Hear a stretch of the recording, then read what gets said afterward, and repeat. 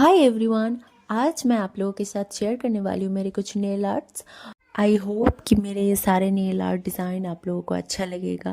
अगर अच्छा लगे तो लाइक शेयर और कमेंट ज़रूर करना और बताना कि कैसा हुआ मेरा डिज़ाइन और क्या क्या चेंजेस करना है और क्या नहीं करना है, तो ज़रूर ये बताना।